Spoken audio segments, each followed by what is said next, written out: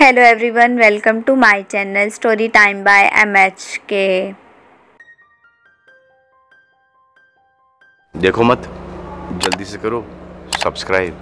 तो फ्रेंड्स, आज हम बात करने वाले हैं डेयरडेविल सीरीज के एपिसोड नंबर 11 के बारे में। तो एपिसोड की शुरुआत में हम लोग विल्सन को भागते हुए वेनिस्का को एक हॉस्पिटल में पहुंचाते देख पाते हैं, जहां वेनिस्का को ICU में लिया जा रहा होता है। और तब विल्सन, जेम्स और लाइलैंड सोचने लगते हैं कि कौन हो सकता है जिसने पार्टी में ये काम किया हो। यहाँ से सीन आता है मैड पर, जिससे कैरन मिलने आती है। अब इन दोनों की बातों से हम लोग जान पाते हैं कि फोगी इन दोनों में से किसी से भी बात नहीं कर रहा है, और साथ ही वो पूरे एक दिन से गायब है। अब क्योंकि वैसे तो मैड जानता था कि फोगी क्यों गायब है, लेकिन ये कैरन को इस बारे में कुछ भी नहीं बताता।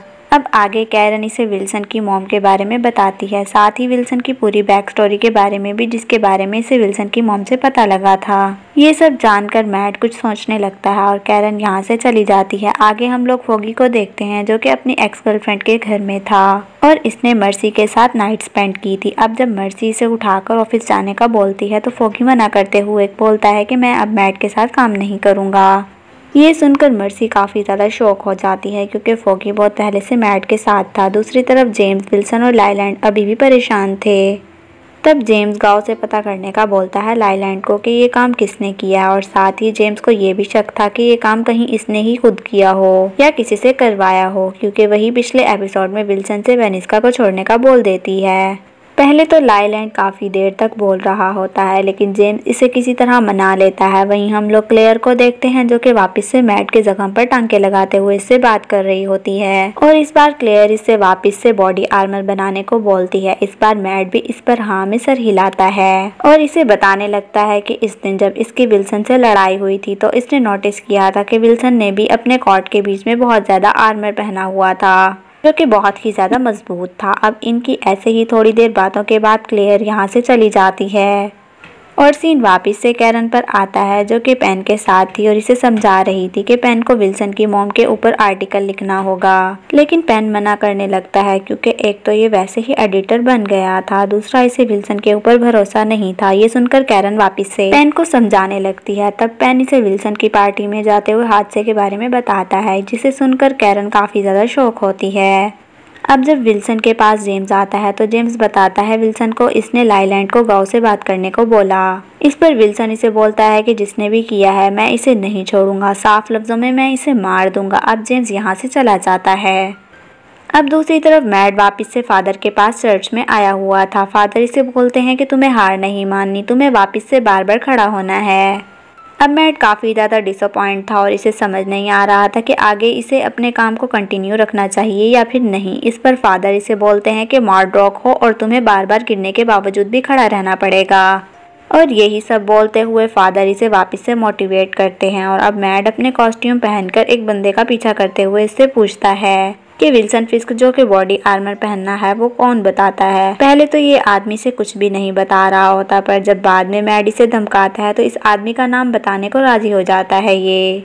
और अब सीन यहाँ से कट होकर विल्सन पर आता है, जो कि वेनिस्का के वार्ड से जब बाहर निकलता है, तो जेम्स किसी से कॉल पर बात कर रहा था। तभी यहाँ पर लाइलैंड असूली आता है, जो कि जेम्स से बोलता है कि शायद गांव इस मामले में नहीं है। इतना बोल कर लाइलैंड यहाँ से चला जाता है, जिसके जाने के बाद जेम्स बात मानते हुए विल्सन की मॉम को फोन करता है, और वो जेम्स से बात करती हुई इन्हें बताती है कि इनसे कोई मिलने आया था। ये बात सुनकर जेम्स काफी ज्यादा शॉक हो गया था और इसे समझ नहीं आ रहा था कि आखिरकार कौन इंसान है जो इनसे मिलने गया हो। अब से सीन हमारे अंधा कानून पर आता है, जो कि इस जगह पर पहुंच गया था जहां पर विल्सन अपने सूट बनवाना था। अब जब इस सूट का ऑनर हमारे काले मास्क वाले आदमी को देखता है, तो इन दोनों में लड़ाई होने लगती है, जिसमें कि हमारा हीरो आराम से इस बंदे की धुलाई कर देता है। और क्योंकि जेम्स को बहुत शॉकिंग न्यूज़ मिली थी, तो ये फौरन फ्रांसी से इसकी गन और फ्लैट की चाबियां लेकर बिना किसी को बताए यहाँ से चला जाता है। दूसरी तरफ हम लोग देख पाते हैं कि दुकान के ऑनर और हमारे काले मास्क वाले आदमी में अभी भी लड़ाई चल रही थी। अब काले मास्क वाला आदमी किसी तरह ऑनर को मारते पीटते हुए अपने कॉपी में करता है, और इसे पता चलाता है कि ये ऑनर की जिसका नाम मेलविन है, तो ये काफ़ी अच्छा इंसान है। लेकिन क्योंकि विल्सन ने इसके खास बंदे बेस्टी को अपने कब्जे में रखा था, इसलिए मेलविन को विल्सन के लिए काम करना पड़ता है, और वो सारा दिन ही काम करता रहता है और रात को आराम करता है। सारा दिन काम करने की वजह से उसके पाँवों में छाले हो जाते हैं। तब काले मास्क वाला आदमी मेलविन से इसके लिए भी एक खास तरह का सूट बनाने को बोलता है, जिसमें कोई सिंबल होता है कि अगर बाद में हमारा हीरो इस सूट को पहनकर कोई काम करे तो इसके बारे में सब लोगों को बता सके कि ये काम इसी ने ही किया। और अब यहाँ से सीन आता है कैरन पर, जो कि फॉगी को किसी तरह ढूंढ लेती है। तब कैरन को फॉगी से बात करते हुए पता लगता है कि मैड और फॉगी की लड़ाई हुई है और ये आपस में नहीं बोल रहे। तब कैरन बोलती है फॉगी को कि तुम्हें पता नहीं है, विल्सन खुला घूम रहा है। इतना बोलकर कैरन यहाँ से चली जाती है।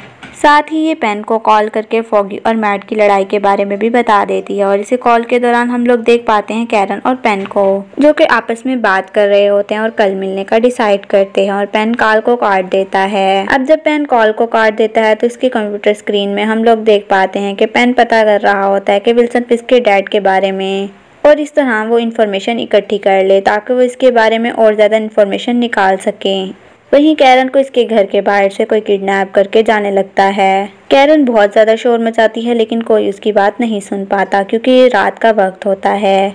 दूसरी तरफ हम लोग विल्सन को वेनिस्का के वार्ड में देख पाते हैं, जहाँ पर ये वेनिस्का से वादा करता है कि जिसने भी तुम्हारी ऐसी हालत की है मैं उसे नहीं छोड़ूंगा, यानी कि वो मेरे हाथों से मरेंगे। वहीं हम लोग देख पाते हैं कि कैरन को किसी और ने नहीं बल्कि जेम्स ने किडनैप किया था, क्योंकि वो पिछले एपिसोड की तरह बदला निकालना चाह रहा था। और अब ये इससे पूछता है कि विल्सन की मॉम के बारे में कि तुम क्यों गई थी उसके पास, ऐसी क्या वजह है जो तुम वहाँ पे बार बार जाती हो। लेकिन कैरन इसे कुछ भी नहीं बताती। ये देखकर जेम्स अपने गन निकाल कर टेबल पे रख देता है और वहीं सेम सवाल दोबारा करता है। और इसके बाद हम पेन को देखते हैं, जो कि अपनी बीवी से मिलने के बाद कैरन को कॉल करता है। साथ ही ये इसे ये भी बताता है कि आज विल्सन के खिलाफ आर्टिकल लिखेगा। इस बात को जानने के बाद कैरन काफी ज्यादा खुश होती है। इतने में यहाँ पर मैड पहुंचकर कैरन से बातें करता हुआ इसे बताता है कि पहले इसे लग रहा था कि ये सब अकेले कर लेगा, लेकिन अब इसे समझ आ गई है कि ये कुछ अकेले नहीं कर सकता। ये सब सुनने के बाद कैरन इसे गले लगा लेती है। वहीं पेन जब आर्टिकल लिख रहा होता है तो तभी विल्सन इसे पीछे से आवाज देता है और बोलता है कि तुम्हें कुछ भी करना था, ये मेरी मॉम के पास नहीं जाना चाहिए था। और ये सब बोलते हुए विल्सन गुस्से में आता हुआ पेन की जान ले लेता है। और फ्रेंड्स, हमारा एपिसोड यहीं पर खत्म हो जाता है। पेन की जान लेने के बाद विल्सन कहाँ जाएगा, क्या करेगा, ये देखने के लिए हमारा नेक्स्ट एपिसोड देखें।